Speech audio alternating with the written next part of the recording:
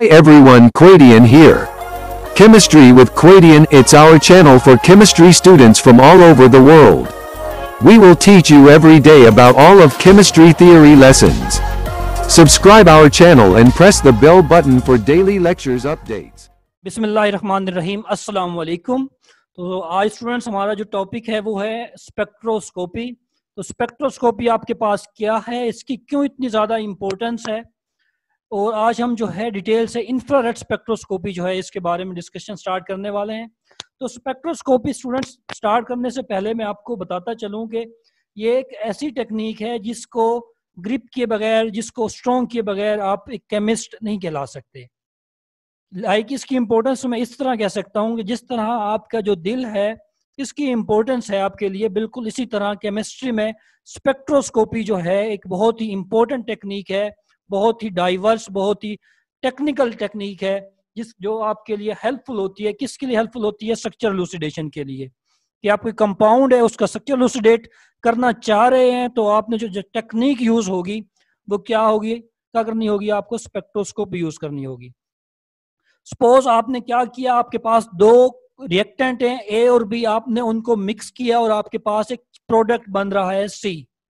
तो स्टूडेंट्स ना तो आपको ए और बी के स्ट्रक्चर को आप देख सकते हैं अपनी आंख से, ना ही आप जो आपके पास प्रोडक्ट सी बन रहा है जिसको आप प्रोडक्ट बोल रहे हैं, ना आप उसके स्ट्रक्चर को देख सकते हैं। तो ना आप ये कंफर्म है कि जो प्रोडक्ट बन रहा है वही चीज बनी है जो आप बनाना चाह रहे हैं या कुछ और बन गया है।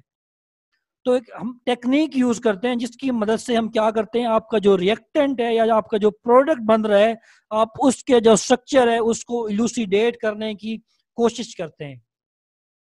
तो स्पेक्ट्रोस्कोपी क्या है? अगर स्पेक्ट्रोस्कोपी की हम डेफिनेशंस की बात करें तो spectroscopy involve interaction between matter and light. कि स्पेक्ट्रोस्कोपी क्या है? आपके पास एक इंटरेक्शन है मैटर का, किसके साथ? लाइट के साथ। लाइट मीन इलेक्ट्रोमैग्नेटिक रेडिएशंस के साथ। तो इलेक्ट्रोमैग्नेटिक रेडिएशंस क्या होती हैं? आपके पास ऐसी रेडिएशंस होती हैं जिनकी क्या होती है? डुअल नेचर होती है। लाइक ये they can be act like wave and they can act like a particles. तो आपके पास क्या इंटरेक्शन है मैटर का लाइट के साथ। तो स्टूडेंट्स आपको पता है कि जब आप बात करते हैं आईआर स्पेक्ट्रोस्कोपी की, तो आप जो लाइट या जो आप रेडिएशन यूज करते हैं वो कौन सी यूज करते हैं? आप इंफ्रारेड रेडिएशन यूज करते हैं। उनका जो इंटरेक्शन होता है मैटर के साथ आप उसको एक्सप्लेन करते हैं। लेकिन जब आप बात करते हैं प्रोटॉन एनएमआर की तो आप रेडियो वेव्स यूज करते हैं, उनका इंटरेक्शन दिखाते हैं आप मैटर के साथ। और जब आप यूवी स्पेक्ट्रोस्कोपी की बात करते हैं तो आप अल्ट्रा वायलेट या विजिबल जो रेडिएशन है उनका आप इंटरेक्शन दिखाते हैं, किसके साथ? मैटर के साथ। तो स्पेक्ट्रोस्कोपी बेसिकली आपके पास फिर क्या हुई कि इंटरेक्शन है रेडिएशंस का, किसके साथ? मैटर के साथ, आपका जो सैंपल है उसके साथ। तो आगे हम इसको थोड़ा सा एक्सप्लेन करते हैं कि टाइप्स ऑफ स्पेक्ट्रोस्कोपी क्या है आपके पास। तो फर्स्ट वन इंपॉर्टेंट टाइप है आपके पास इंफ्रारेड स्पेक्ट्रोस्कोपी, जिसको आज हम डिटेल से स्टार्ट करेंगे पढ़ना। कि इंफ्रारेड स्पेक्ट्रोस्कोपी क्या है? Measure the bond vibration frequency in a molecule. कि ये क्या करती है? आपके पास जो बॉन्ड होता है आपके पास जिसमें वाइब्रेशन हो रही होती है, क्योंकि आपके पास जो बॉन्ड होता है, कोवलेंट बॉन्ड होता है, वो आपके पास स्टैटिक नहीं होता, वो कंटिन्यूअसली वाइब्रेट कर रहा होता है लाइक अ स्प्रिंग। तो ये क्या करती है इंफ्रारेड स्पेक्ट्रोस्कोपी कि जो बॉन्ड वाइब्रेशन है, बॉन्ड वाइब्रेशन फ्रीक्वेंसी एक मॉलिक्यूल के अंदर उनको क्या करती है? मेजर करती है। और उनको मेजर करके क्या डिटरमाइन करती है? The functional group. कि जो इंपॉर्टेंट फंक्शनल ग्रुप होंगे उस कंपाउंड के अंदर, उनको डिटरमिन करने के लिए आप क्या यूज करते हैं? इंफ्रारेड स्पेक्ट्रोस्कोपी यूज करते हैं। सपोज कोई कंपाउंड है आपके पास, उसके अंदर अल्कोहलिक ग्रुप है, उसके अंदर आपके पास नाइट्रो ग्रुप है, उसके अंदर अमीनो ग्रुप है, उसके अंदर कार्बोनिल ग्रुप है, उसके अंदर आपके पास एसिटाइलिनिक बॉन्ड है, इथाइलिनिक बॉन्ड है। जो भी आपके पास फंक्शनल ग्रुप है आप उसको डिटरमिन करना चाह रहे हैं, उसको एनालाइज करना चाह रहे हैं कौन सा ग्रुप इस कंपाउंड के अंदर है, तो जो टेक्निक आप यूज करते हैं उसको आप बोलते हैं इंफ्रारेड स्पेक्ट्रोस्कोपी। इसमें आप जो वेव्स यूज करते हैं वो आप mid infra red waves use करते हैं। इसको हम मजीद आगे डिटेल से डिस्कस करेंगे। तो टारगेट जो फंक्शन क्या है आपका इंफ्रारेड स्पेक्ट्रोस्कोपी का, इसकी मदद से आप जो फंक्शनल ग्रुप हैं किसी भी कंपाउंड के अंदर या मॉलिक्यूल के अंदर, उनको आप क्या करते हैं? इलूसिडेट करते हैं। तो सेकंड इंपॉर्टेंट टाइप है आपके पास मैस स्पेक्ट्रोमीट्री। तो मैस स्पेक्ट्रोमीट्री क्या करती है? फ्रेगमेंट द मॉलिक्यूल, मॉलिक्यूल को तोड़ देती है ना, मेजर द मैस, और क्या मेजर करती है, उसका मैस जो है उसको मेजर करने में हेल्पफुल होती है। तो mass can give the molecular weight of the compound and functional group. तो जो इंपॉर्टेंस है इसकी मैस स्पेक्ट्रोमेट्री की वो क्या है, इसकी मदद से आप जो है मॉलिक्यूलर वेट जो है कंपाउंड का उसको आप इजीली एनालाइज कर लेते हैं, उसको डिटरमिन कर लेते हैं, और किसी हद तक आप जो फंक्शनल ग्रुप है इंपॉर्टेंट उनको भी आप मास स्पेक्ट्रोमेट्री की मदद से आप क्या करते हैं, उनको डिटरमिन कर लेते हैं। इसमें आप क्या यूज करते हैं मास स्पेक्ट्रोमेट्री में। तो आगे मूव करते हैं स्टूडेंट्स, थर्ड इंपॉर्टेंट टाइप्स जो है आपके पास न्यूक्लियर मैग्नेटिक रेजोनेंस स्पेक्ट्रोस्कोपी या एनएमआर। तो एनएमआर जो है बहुत ही ऑथेंटिक, बहुत ही ज्यादा आपके पास मोस्ट यूजफुल टेक्निक है, मोस्ट इंपॉर्टेंट टेक्निक है जो आपको हेल्प करती है स्ट्रक्चर लूसिडेशन में। तो एनएमआर जो है क्या है, spectroscopy analyse the environment of hydrogen in a compound. क्या आप अगर प्रोटॉन एनएमआर की बात कर रहे हैं तो आप क्या करते हैं इसमें कि जो हाइड्रोजन का इन्वायरमेंट है किसी भी कंपाउंड के अंदर उसको आप एनालाइज कर रहे होते हैं, क्योंकि प्रोटॉन एनएमआर के अंदर जो हाइड्रोजन का इन्वायरमेंट है वो चेंज हो रहा होता है, जिसके नतीजे में आपके पास मुख्तलिफ सिग्नल्स जो हैं वो आपके पास आ रहे होते हैं। जबकि कार्बन 13 में आप क्या करते हैं, जो कार्बन का एटमोसफेयर है उसको आप स्टडी कर रहे होते हैं। तो this give useful clue to the alkyl group, ये हमारे इंपॉर्टेंस देती है किसके बारे में, अल्काइल ग्रुप जो है इनके अंदर, और अदर फंक्शनल ग्रुप प्रेजेंट जो दूसरे फंक्शनल ग्रुप है उनके बारे में ये क्या देती है, हमें आइडिया देती है। तो सबसे ज्यादा जो हमारे पास ऑथेंटिक टेक्निक है वो क्या है, न्यूक्लियर मैग्नेटिक रेजोनेंस स्पेक्ट्रोस्कोपी है, जो जिसकी मदद से हम इजीली जो है किसी भी अननोन कंपाउंड का जो स्ट्रक्चर है वो इलुसिडेट कर लेते हैं। तो फोर्थ पे है आपके पास ultra violet spectroscopy, UV spectroscopy. इसमें आप अल्ट्रा वायलेट या विजिबल रेज जो हैं वो यूज करते हैं। Use electronic transition to determine the bonding pattern. इसमें आप क्या यूज करते हैं, use electronic transition to determine the bonding pattern. Bonding pattern को मालूम करने के लिए आप क्या यूज करते हैं, इलेक्ट्रॉनिक ट्रांजिशंस को स्टडी करते हैं। क्योंकि आप इसमें क्या यूज कर रहे हैं, अल्ट्रा वायलेट रेज यूज करते हैं। अल्ट्रा वायलेट रेज जो होती हैं आपके पास उनकी जो एनर्जी होती है वो क्या होती है, बहुत ही ज्यादा होती है as compare to infrared rays. क्या जो कि इंफ्रारेड रेज हैं आपके पास वो क्या करती हैं, सिंपल मॉलिक्यूल को वाइब्रेट करवाती है, मॉलिक्यूल की वाइब्रेशन में हेल्पफुल होती है क्योंकि एनर्जी कम होती है। जब हम बात करते हैं अल्ट्रा वायलेट रेज की तो इनकी एनर्जी जो है बहुत ही ज्यादा होती है। ये क्या करती हैं, ये आपके पास जो इलेक्ट्रॉनिक ट्रांजिशन होती हैं वो स्टार्ट कर देती हैं। इलेक्ट्रॉनिक ट्रांजिशन की मदद से आप क्या करते हैं, जो बॉन्डिंग पैटर्न है मॉलिक्यूल के अंदर उसको आप एनालाइज करते हैं, उसको आप डिटरमिन करते हैं। तो आगे मूव करते हैं स्टूडेंट्स कि इलेक्ट्रोमैग्नेटिक स्पेक्ट्रम। इलेक्ट्रोमैग्नेटिक स्पेक्ट्रम की हमने बात की कि इंटरेक्शन है आपके पास, स्पेक्ट्रोस्कोपी इंटरेक्शन है लाइट का किसके साथ, आपके मैटर के साथ। तो इलेक्ट्रोमैग्नेटिक स्पेक्ट्रम क्या है आपके पास, different form of electromagnetic radiation make up the electromagnetic spectrum. कि आपके पास जो काफी सारी इलेक्ट्रोमैग्नेटिक रेडिएशन है आपके पास वो क्या करती हैं, आपके पास इलेक्ट्रोमैग्नेटिक स्पेक्ट्रम बनाती हैं आपके पास। तो स्टूडेंट्स ये आपके पास गामा रेज हैं, फिर एक्स रेज हैं, फिर यूवी है, फिर यूवी नियर अल्ट्रा वायलेट है, फिर विजिबल है आपके पास, फिर आपके पास नियर इंफ्रारेड, इंफ्रारेड, और फिर आपके पास माइक्रोवेव्स हैं स्टूडेंट्स। तो यहां से अगर इस तरफ लेफ्ट टू राइट अगर आप मूव करें तो आपके पास जो वेवलेंथ है आपके पास वो इंक्रीज हो रही है। अगर आप राइट टू लेफ्ट मूव करें तो आपके पास frequency as well as energy जो है आपके पास वो इंक्रीज हो रही है। तो सबसे ज्यादा जो एनर्जी है आपके पास वो गामा रेज की है, और इधर जो सबसे कम है आपके पास वो किसकी है, आपके पास माइक्रोवेव्स की है। तो यहाँ पे मैं बताता चलूँ आपको कि आप जो विजिबल जो रीजन है आपके पास वो कौन सा होता है, आपके पास विजिबल रीजन जो होता है आपके पास 400 नैनोमीटर टू 700 नैनोमीटर जो है आपके पास वो क्या होता है, वो विजिबल रीजन होता है आपके पास। तो आप जो इंफ्रारेड स्पेक्ट्रोस्कोपी है उसमें आप जो मिड इंफ्रारेड रेज हैं आपके पास जो कि आपके पास 2 माइक्रोमीटर से आपके पास 15 माइक्रोमीटर तक होती हैं वो आप यूज करते हैं। और आप जो यूवी में है आपके पास अल्ट्रा वायलेट वेव्स या विजिबल वेव्स जो हैं वो आप यूज करते हैं। और आप एनएमआर के अंदर जो रेडियो वेव्स हैं जो माइक्रोवेव्स के बाद आती हैं उनको आप यूज करते हैं। तो सिंपल ये क्या है, आपके पास एक चार्ट है, इसको आप ऑर्डर को याद रखें कि सबसे ज्यादा एनर्जी किसकी होगी और सबसे कम एनर्जी किसकी होगी, या सबसे ज्यादा वेवलेंथ किसकी होगी और सबसे कम वेवलेंथ जो है वो किसकी होगी। तो आगे मूव करते हैं आपके पास। To understand the IR and NMR, therefore we need to understand the sum of the properties of electromagnetic radiations. कि आपने अगर IR और NMR को स्टडी करना है तो आपको कुछ जो प्रॉपर्टीज हैं इलेक्ट्रोमैग्नेटिक रेडिएशंस की, उनको आपको स्टडी करना पड़ेगा। इलेक्ट्रोमैग्नेटिक रेडिएशन जैसे हमने बात की कि हैव डुअल प्रॉपर्टीज, इनकी जो प्रॉपर्टीज होती हैं वो डुअल होती हैं। ये they can act as like a wave and they can act like a particle.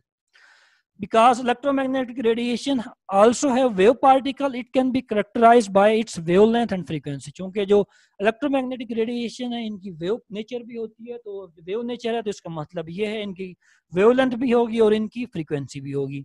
तो wavelength क्या है आपके पास? wavelength is the distance between any two peaks, between any two consecutive peaks आना चाहिए of the wave। तो wavelength क्या होता है आपके पास? डिस्टेंस होता है दो कंजेक्टिव क्रस्ट के दरमियान में या दो कंजेक्टिव ट्रफ के दरमियान में जो डिस्टेंस होता है आपके पास, उसको आप क्या बोलते हैं? वेवलेंथ बोलते हैं, और इसको लैम्डा से डिनोट करते हैं। आगे मूव करते हैं कि द फ्रीक्वेंसी, फ्रीक्वेंसी क्या होती है? Frequency of a wave is the number of complete wave cycle that pass a fixed point in a second. कि आपके पास क्या है कि कितनी वेव्स आपके पास एक पॉइंट से पर सेकंड के अंदर पास हो रही हैं, तो उसको आप क्या कहते हैं? फ्रीक्वेंसी कहते हैं। तो आगे मूव करते हैं कि इलेक्ट्रोमैग्नेटिक स्पेक्ट्रम जो है, the speed of electromagnetic radiation is directly proportional to its wavelength and frequency।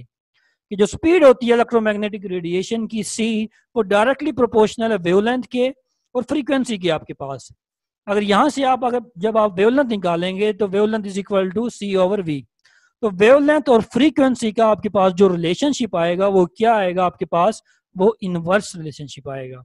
C is the speed of light। तो स्पीड ऑफ लाइट क्या होती है आपके पास? 3 मल्टीप्लाई बाय 10 रेज़ की पावर 10 सेंटीमीटर पर सेकंड और 3 मल्टीप्लाई बाय 10 रेज़ की power 8 metre पर सेकंड। तो दोनों हो सकती हैं आपके पास, यहाँ सेंटीमीटर पर सेकंड में दी हुई है। आगे मूव करते हैं। Energy of the photon is given by, आप एनर्जी जो है फोटोन की वो कैसे डिनोट करते हैं कि E is equal to HV। इसका मतलब ये है कि जो एनर्जी है और फ्रीक्वेंसी जो है आपके पास, उनका भी क्या रिलेशनशिप है आपके पास? डायरेक्ट रिलेशनशिप है। जितनी फ्रीक्वेंसी ज्यादा होगी उतनी ही आपके पास एनर्जी ज्यादा होगी। और H क्या है आपके पास? H आपके पास प्लैंक्स कांस्टेंट है और इसकी वैल्यू क्या होती है? 6.62 10 रेज़ की पावर -37 किलो जूल पर सेकेंड। तो आगे मूव करते हैं कि प्रिंसिपल ऑफ स्पेक्ट्रोस्कोपी क्या है आपके पास? When electromagnetic radiation strike a molecule, जब भी कोई रेडिएशन जो है, इलेक्ट्रोमैग्नेटिक रेडिएशन जो है वो किसी मॉलिक्यूल के साथ जाके स्ट्राइक करेगी, some wavelength but not all are absorb. तो कुछ वेवलेंथ जो है आपका जो मॉलिक्यूल है वो कुछ वेवलेंथ को वो एब्जॉर्ब करेगा और कुछ को क्या कर देगा? वो ट्रांसमिट कर देगा। Only some wavelengths are absorb. जो कुछ वेवलेंथ होंगी, कुछ जो रेडिएशन होंगी वो आपका जो मॉलिक्यूल है उनको वो एब्जॉर्ब करेगा। Because molecule have discrete energy level, क्योंकि जो मॉलिक्यूल होता है उससे क्या होते हैं? डिस्क्रीट एनर्जी लेवल होते हैं आपके पास। The energy of the electronic vibrational and nuclear spin state are quantized. कि आपके पास जो एनर्जी होगी वो हर ऑर्बिटल की जो हर स्पिन स्टेट है उसकी क्या होगी आपके पास? फिक्स्ड होगी। For absorption to occur, energy of the photon must match the difference between the two energy state in a molecule। अगर आपने absorption करवानी है तो आपकी जो वेव है, आपको पता है जो आपके पास एक वेव होती है उसका इलेक्ट्रिकल कंपोनेंट भी होता है और उसका मैग्नेटिक कंपोनेंट होता है। तो जब उसका इलेक्ट्रिकल और मैग्नेटिक कंपोनेंट आपके पास वो इक्वल हो जाए, energy difference between two energy state in a molecule, तो आपके पास क्या हो जाती है? आपके पास जो एब्जॉर्प्शन है वो आपके पास हो जाती है और आपके पास जो सिग्नल है आपके पास, वो सिग्नल आपके पास क्या हो जाता है? वो अपीयर हो जाता है आपके पास। तो जनरल प्रिंसिपल है आपके पास स्पेक्ट्रोस्कोपी का कि आपने क्या देना पड़ता है आपको? Energy of photon must match the, कि आप जो फोटोन है उसकी जो एनर्जी है या उसकी जो फ्रीक्वेंसी है आपके पास वो क्या होनी चाहिए? वो मैच होनी चाहिए। एनर्जी डिफरेंस जो है इन द मॉलिक्यूल, उसके डिफरेंस जो है उसके एग्जैक्टली मैच होगी तो आपके पास जो एब्जॉर्प्शन है वो होगी। अदरवाइज जो आपकी जो रेज हैं वो क्या हो जाएंगी? वो एज इट इज ट्रांसमिट हो जाएंगी और आपके पास कोई भी सिग्नल अपीयर नहीं होगा। तो ये जनरल प्रिंसिपल है स्पेक्ट्रोस्कोपी का।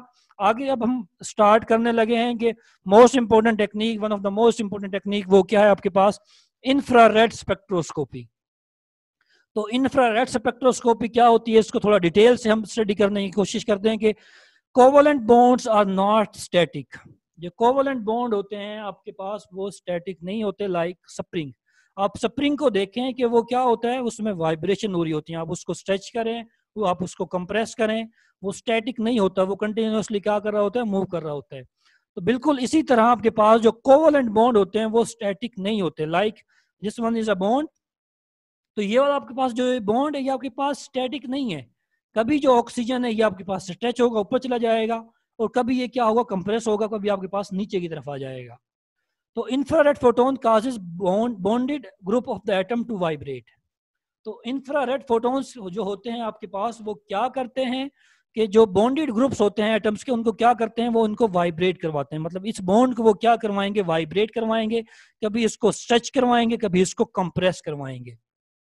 तो यहाँ पे मैं आपको एक बात बताता चलूं कि आप इंफ्रारेड स्पेक्ट्रोस्कोपी जो है इसके अंदर आप इंफ्रारेड रेज जो हैं वो यूज करते हैं, आप अल्ट्रा वायलेट रेज यूज नहीं करते।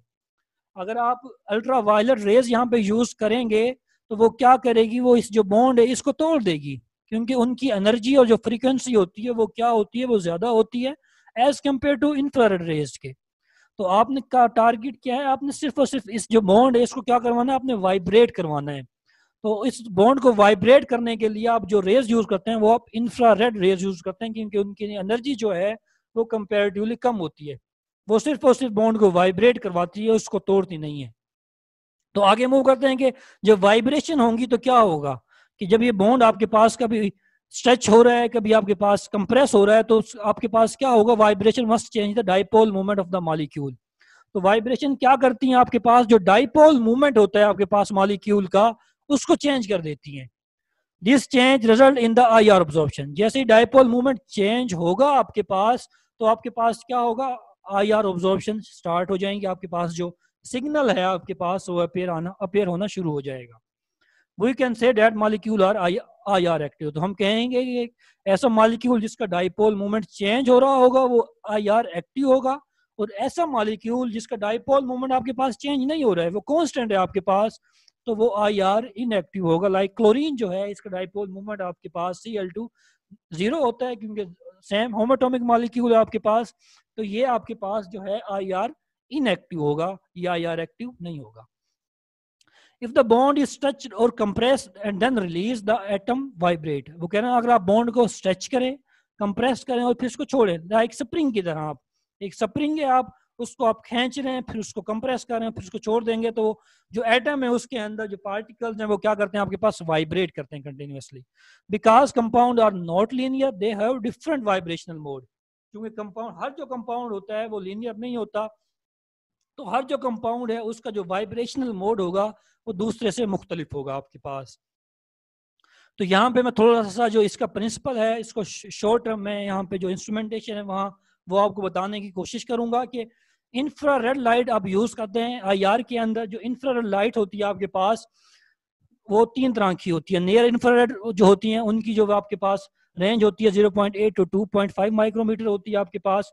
इसके बाद आपके पास मिड आईआर होती है आपके पास, उनकी जो रेंज होती है आपके पास 2.5 से लेके 15 माइक्रोमीटर तक होती है। और जो फार इंफ्रारेड रेडिएशन है आपके पास, उनकी जो रेंज होती है आपके पास 15 to 200 माइक्रोमीटर होती है।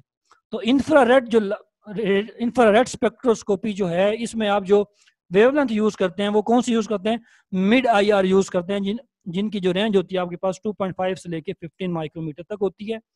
तो ये रेज हैं ये आप क्या करती हैं, आपका जो मैटर है, आपका जो मॉलिक्यूल है उसके साथ इंटरेक्ट करती हैं, और आपके पास क्या आता है, आपके पास कोई ना कोई सिग्नल आता है। सपोज मैं इस चीज को एक्सप्लेन करने की कोशिश कर रहा हूँ कि जो ये वाला बॉन्ड है ये स्ट्रेच भी कर रहा है, कंप्रेस भी कर रहा है, जिसके नतीजे में इसके अंदर वाइब्रेशंस प्रोड्यूस हो रही हैं। मैं सपोज करता हूं कि इसमें जो वाइब्रेशन प्रोड्यूस हो रही है उनकी जो फ्रीक्वेंसी है आपके पास वो 10 हर्ट्ज है। क्या है इनकी जो फ्रीक्वेंसी, वो क्या है, वो 10 हर्ट्ज है। अब आप यहां से जो आईआर रेडिएशन दे रहे हैं अगर उनकी जो फ्रीक्वेंसी है वो अगर 9 हर्ट्ज है, तो 9 हर्ट्ज जो 9 हर्ट्ज की जो फ्रीक्वेंसी है आपके पास जो वो यहाँ से आएगी वो सारी की सारी यहाँ से ट्रांसमिट हो जाएगी, क्योंकि यहाँ की जो कंपाउंड है आपके पास आपने ज्यूम किया है इसकी जो फ्रीक्वेंसी है वो कितनी है, 10 हर्ट्ज है। तो आपके पास जब सारी लाइट आपके पास जब ट्रांसमिट हो जाएगी तो आपके पास क्या होगा, आपके पास जो स्पेक्ट्रम है उसमें आपके पास कोई भी सिग्नल नहीं आएगा। सारी जो लाइट है आपके पास वो क्या हो गई है, वो ट्रांसमिट हो गई है, और डिटेक्टर आपको जो लाइट है उसको डिटेक्ट कर लेगा। लेकिन अगर आपने जब इंफ्रारेड लाइट जो यूज की है उसकी अगर फ्रीक्वेंसी 10 हर्ट्ज है और आपका जो ये वाला मॉलिक्यूल है इसकी जो स्ट्रेचिंग आपकी जो इसकी जो फ्रीक्वेंसी है वो भी आपके पास अगर 10 हर्ट्ज है, तो 10 हर्ट्ज एनर्जी जब आप इस मॉलिक्यूल के ऊपर डालेंगे तो सारी की सारी एनर्जी जो है आपके पास, जो रेडिएशन है आपके पास, यहाँ ये मॉलिक्यूल जो है एब्जॉर्ब कर लेगा, जिस नतीजे में आपके पास स्पेक्ट्रम जो है आएगा आपके पास, जो जिसमें आपके पास क्या होंगे, जो सिग्नल्स होंगे वो आपके पास डिस्प्ले होंगे। तो उन सिग्नल्स की मदद से आप अंदाजा लगाएंगे कि जो ये वाला मॉलिक्यूल है इसमें आपके पास किस वेव नंबर के ऊपर आपके पास जो है वो सिग्नल आ रहा है। तो उस सिग्नल की मदद से आप आइडेंटिफाई करेंगे कि इसमें ये वाला जो फंक्शनल ग्रुप है वो आपके पास है। सपोज आपने अगर ऐसी फ्रीक्वेंसी यूज की है जिसकी जो वेवलेंथ है आपके पास, वो जो फ्रीक्वेंसी आपके पास 11 हर्ट्ज है, तो अगेन आपके पास सारी रेडिएशन ट्रांसमिट हो जाएंगी, ये मॉलिक्यूल कुछ भी अब्जॉर्ब नहीं करेगा, तो आपके पास कोई भी सिग्नल अपेयर नहीं होगा। तो ये बेसिक प्रिंसिपल है। ऊपर भी मैंने बताया स्पेक्ट्रोस्कोपी का कि आपके पास जो एनर्जी आप दे रहे हैं, जो लाइट आप दे रहे हैं, वो क्या होनी चाहिए, वो इक्वल होनी चाहिए इसकी वाइब्रेशंस के। अगर इसकी वाइब्रेशंस के इक्वल होगी तो मॉलिक्यूल आपका वो लाइट जो है वो एब्जॉर्ब करेगा और आपके पास सिग्नल आएगा, अदरवाइज आपके पास कोई भी सिग्नल अपेयर नहीं होगा। तो स्टूडेंट्स आगे मूव करते हैं कि molecular vibrations can, molecular bond जो है आपका, अभी कोवेलेंट बॉन्ड जो है आपके पास कैन वाइब्रेट बाय स्ट्रेचिंग और by bending in number of ways. कि आपका जो बॉन्ड है आपके पास वो वाइब्रेट कर सकता है बाय स्ट्रेचिंग और बाय बेंडिंग, दो तरीके से आपके पास वो वाइब्रेट कर सकता है। तो स्ट्रेचिंग वाइब्रेशंस कुछ होती हैं आपके पास और कुछ आपके पास क्या होती हैं, बेंडिंग वाइब्रेशंस होती हैं।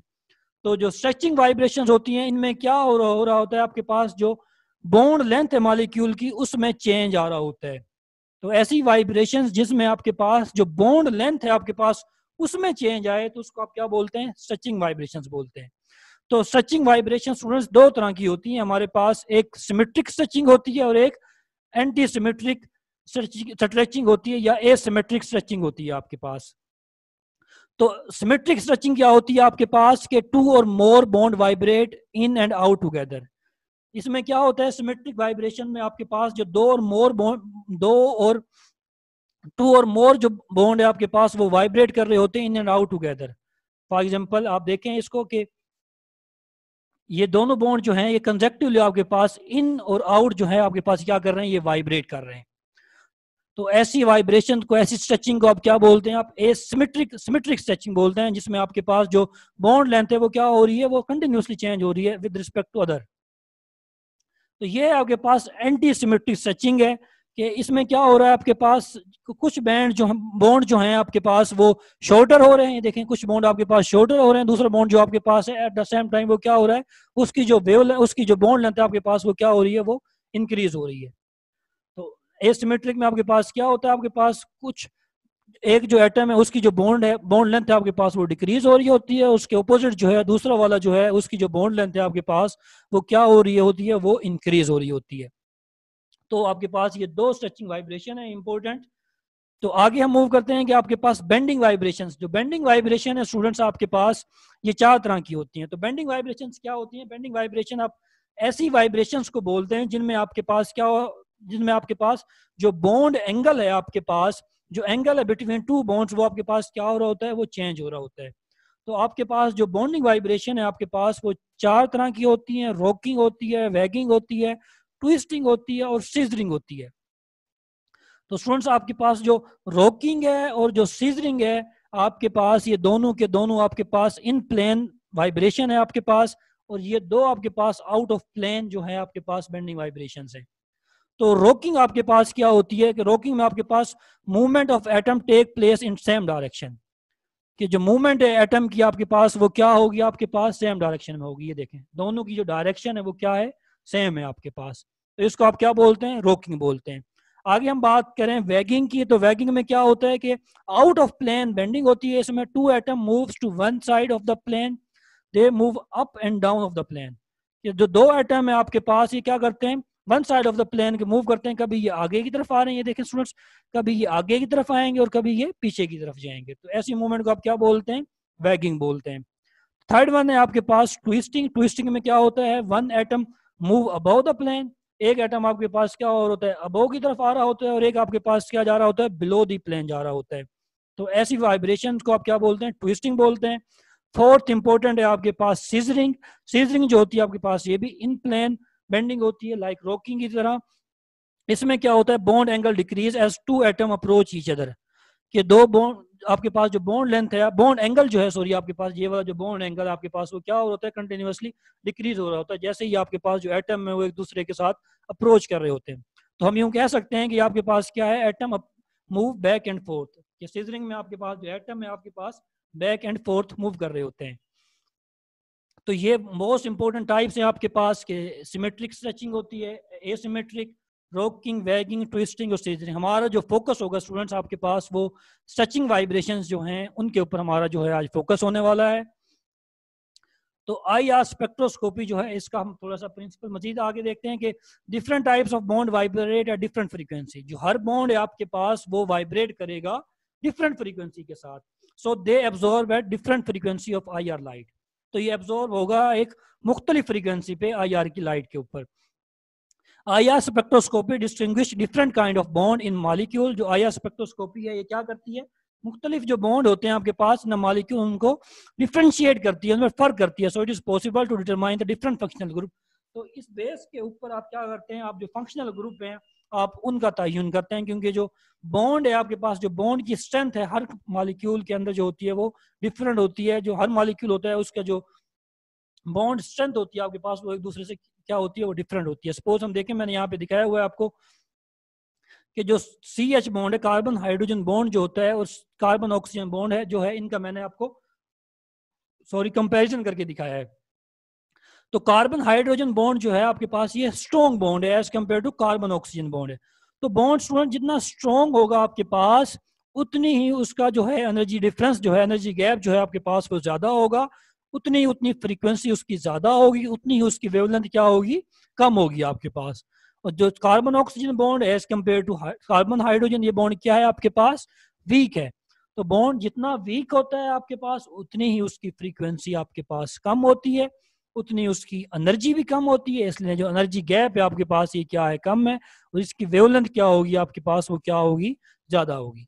तो आगे मूव करते हैं कि frequency that match vibrational frequencies are absorbed. कि IR की जो फ्रीक्वेंसी आपके पास, जो वाइब्रेशनल फ्रीक्वेंसी है मॉलिक्यूल की, उसके साथ जो मैच कर जाएगी एग्जैक्टली, वो क्या हो जाएंगी, वो एब्जॉर्ब हो जाएंगे and remaining light is transmitted to a detector. और जो बाकी लाइट होगी आपके पास वो डिटेक्टर क्या करेगा, उनको अपनी तरफ डिटेक्ट कर लेगा, वो ट्रांसमिट हो जाएंगे आपके पास। Spectrum plot the amount of transmitted light versus wave number. तो आपने यहाँ मैंने क्या किया, आपके सामने एक स्पेक्ट्रम ड्रा किया हुआ है जिसमें मैंने क्या किया हुआ है, वाई एक्सिस के ऊपर ट्रांसमिटेंस ली हुई है। ट्रांसमिटेंस इस डायरेक्शन में आपके पास क्या हो रही है, इंक्रीज हो रही है, और इस डायरेक्शन में आपके पास जो वेव नंबर है आपके पास वो क्या हो रहा है, वेव नंबर आपके पास इंक्रीज हो रहा होता है। तो वेव नंबर जो होता है आपके पास, इसकी जो रेंज होती है आपके पास 400 से लेके आपके पास 4000 पर सेंटीमीटर जो है इसकी रेंज होती है आपके पास। जो ट्रांसमिटेंस है आपके पास ये 0 से लेके 100 तक मैंने दिखाई हुई है। 100% ट्रांसमिटेंस का मतलब ये है आपके पास कि जो आपकी जो रेडिएशंस हैं आपके पास वो सारी की सारी ट्रांसमिट हो गई हैं। जब सारी की सारी वाइब्रेशन आपके पास जो रेज हैं वो ट्रांसमिट हो जाएंगी, इसका मतलब ये है कि आपके मॉलिक्यूल ने कोई भी रेडिएशन अब्जॉर्ब नहीं की। जब आपका मॉलिक्यूल कोई भी रेडिएशन अब्जॉर्ब नहीं करेगा तो आपके पास कोई भी सिग्नल नहीं आएगा। ये देखिए यहाँ पे अगर 90% वाइब्रेशन है तो ये वाला जो लाइन ये बता रही है आपके पास कि यहाँ पे आपके पास कोई भी सिग्नल नहीं हुआ, आपके मॉलिक्यूल ने कोई भी वाइब्रेशन जो है या रेडिएशन जो है वो एब्जॉर्ब नहीं की। तो जितनी आपके पास जो आपके पास जो ट्रांसमिटेंस है आपके पास, जितनी ट्रांसमिटेंस ज्यादा होगी उतने ही आपके पास सिग्नल जो है आपके पास नहीं आएगा। आपको पता नहीं लगेगा कि आपका जो मॉलिक्यूल है आपके पास उसमें कौन सा इंपॉर्टेंट फंक्शनल ग्रुप है। तो आप देखेंगे आपके पास जो ट्रांसमिटेंस है ज्यों ज्यों आपके पास कम होती जाएगी, आपके पास क्या है, आपके पास सिग्नल अपेयर होना शुरू हो जाएगा। तो ये देखें आपके पास ये एक ब्रॉड सिग्नल आ रहा है, फिर आपके पास CH स्ट्रेचिंग आ रही है, और एसिड आपके पास स्पेक्ट्रम आ रहा है। जो जो आप देखें नीचे की तरफ आपके पास क्या हो रही है, ट्रांसमिटेंस डिक्रीज हो रही है। ट्रांसमिटेंस डिक्रीज होने का मतलब है आपका जो मॉलिक्यूल है उसने एब्जॉर्प्शन ज्यादा की है एज कम्पेयर टू ट्रांसमिटेंस के। तो यहाँ पे देखिए मॉलिक्यूल ने आपके ने लगभग 15% जो है आप रेडिएशन जो क्या किए हैं, ट्रांसमिट किए हैं, बाकी 85% एब्जॉर्ब किए हैं। तो 85 एब्जॉर्ब किए हैं तो आपके पास ये देखें आपके पास इतनी बड़ी पीक आ रही है। ये पीक आपके पास बता रही है कि आपके पास यहाँ कोई इंपॉर्टेंट फंक्शनल ग्रुप है। वो आपके पास क्या होगा, मोस्टली प्रोबेबली जो आपके पास यहाँ पे आपके पास कोई अल्कोहलिक ग्रुप होगा, तो ये सिंपल आपके पास क्या है। आगे मूव करते हैं हम कि जो सिग्नल करेक्टरिस्टिक्स है वेव नंबर जो है, the frequency wave number of stretching vibrations depend upon bond strength and mass difference of the atom. कि जो स्ट्रेचिंग वाइब्रेशंस होती हैं आपके पास, उनकी जो फ्रीक्वेंसी है, उनका जो वेव नंबर है आपके पास, वो दो चीज़ों के ऊपर डिपेंड करता है। पहली चीज़ क्या है, आपके पास बॉन्ड स्ट्रेंथ है, और दूसरी चीज़ क्या है, आपके पास मास डिफरेंस है आपके पास ऑफ एटम का। तो जो यहाँ पे मैंने इक्वेशन भी लिखी हुई है कि जितना आपके पास जो फोर्स कांस्टेंट या बॉन्ड कांस्टेंट, बॉन्ड स्ट्रेंथ आपके पास जितनी ज़्यादा होगी, उतनी ही उसके पास जो वेव नंबर है, उसकी फ्रीक्वेंसी जो है उतनी वो ज़्यादा होगी आपके पास। और जितना आपके पास रिड्यूस मास कम होगा, उतनी आपके पास जो वाइब्रेशंस हैं आपके पास, वेव नंबर जो है आपके पास वो क्या होगी, आपके पास ज़्यादा होगी। तो वेव नंबर मैंने बताया आपको भी, उसकी रेंज क्या होती है आपके पास। वेव नंबर की जो रेंज होती है आपके पास 400 से लेके 4000 पर सेंटीमीटर तक इसकी रेंज होती है आपके पास। तो रिड्यूस मास निकालने का तरीका m1 multiply by m2 divided by m1 plus m2, इसकी मदद से आप रिड्यूस मास जो है वो कैलकुलेट कर लेंगे। मैं अभी आगे जाके आपको कैलकुलेट करना दिखाऊंगा कि stronger bond higher stretching frequency, कि बॉन्ड जितना स्ट्रॉन्ग होगा उतनी स्ट्रेचिंग फ्रीक्वेंसी क्या होगी, वो ज्यादा होगी। लार्जर मास डिफरेंस, जितना मास डिफरेंस ज्यादा होगा, उतनी आपके पास जो स्ट्रेचिंग फ्रीक्वेंसी है वो क्या होंगी, आपके पास ज्यादा होंगी। तो आगे मूव करते हैं कि ये दोबारा मैंने दिखाया हुआ यहाँ पे एक्सप्लेन करने की कोशिश कर रहा हूँ with the help of examples.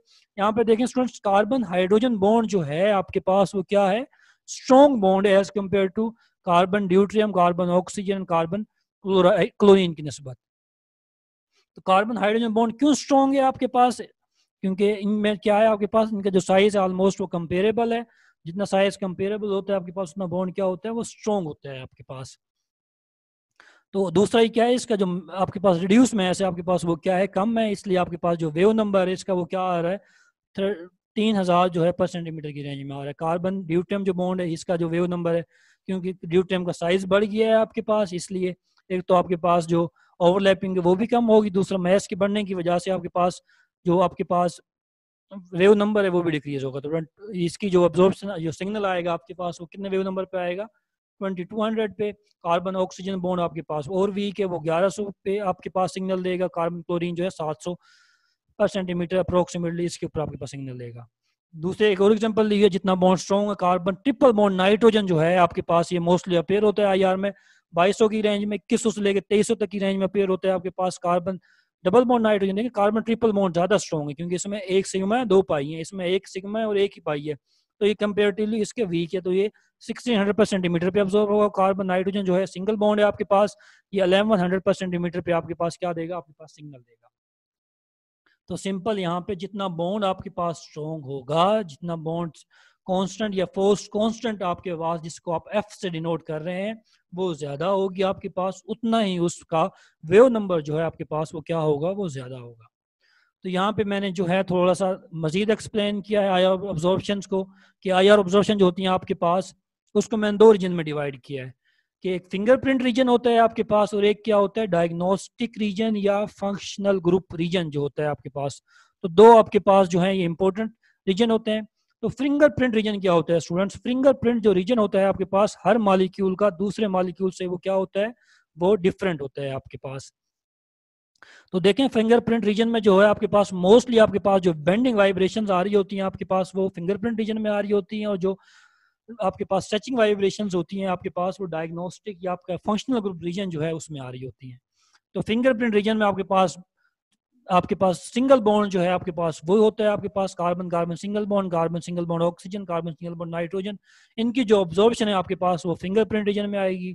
मतलब सिंगल बॉन्ड जो है आपके पास वो 600 या 400 से लेके आपके पास 1400 या 1500 तक की रेंज में आपके पास फिंगरप्रिंट रीजन होता है आपके पास। इसके बाद आपके पास ये फंक्शनल ग्रुप रीजन शुरू हो जाता है। तो यहाँ पे इसके बाद मैंने सिंगल बॉन्ड, फिर मैंने आपको डबल बॉन्ड दिखाया है कि जो डबल बॉन्ड है आपके पास 1600 से लेके 1800 तक की रेंज में आता है। इसमें आपके पास कार्बन डबल बॉन्ड कार्बन भी हो सकता है, कार्बन डबल बॉन्ड ऑक्सीजन, और कार्बन डबल बॉन्ड नाइट्रोजन भी होता है। तो डबल बॉन्ड आपके पास देखें जो जो आपके पास बॉन्ड स्ट्रेंथ जो है इंक्रीज करती जा रही है, जितना नंबर ऑफ बॉन्ड इंक्रीज करते जा रहे हैं, उतना वेव नंबर क्या होता जा रहा है, इंक्रीज होता जा रहा है। आगे देखें कार्बन ट्रिपल बॉन्ड कार्बन जो है, या कार्बन ट्रिपल बॉन्ड नाइट्रोजन जो है, इसकी जो रेंज होती है आपके पास 2100 से लेके 2300 तक की जो रेंज होती है, इसमें आपके पास मोस्टली इसका जो सिग्नल है वो आपके पास आ रहा होता है। आगे मूव करते हैं कि NH हाइड्रोजन का जो हेटेरोएटम के साथ, हेटेरोएटम के जो बॉन्ड है आपके पास हाइड्रोजन के साथ, इनकी जो रेंज होती है आपके पास वो नॉर्मली जो होती है 2700 से लेकर 3500 तक की रेंज में आपके पास एक सिग्नल आ रहे होते हैं। तो स्टूडेंट्स आज के लिए इतना ही। अगले लेक्चर में हम क्या करेंगे कि जितने भी इंपॉर्टेंट फंक्शनल ग्रुप हैं आपके पास, उनका जो स्पेक्ट्रम है उसकी मदद से हम उनको लोकेट करेंगे, उनको डिटरमिन करेंगे, उनको समझने की कोशिश करेंगे। तो स्टूडेंट्स आज आपको अगर आज का लेक्चर अच्छा लगा हो तो काइंडली चैनल को सब्सक्राइब करना ना भूलें, और दोस्तों के साथ शेयर भी लाजमी करें, और अपनी दुआओं में हमेशा याद रखें। अल्लाह आपका निगहबान।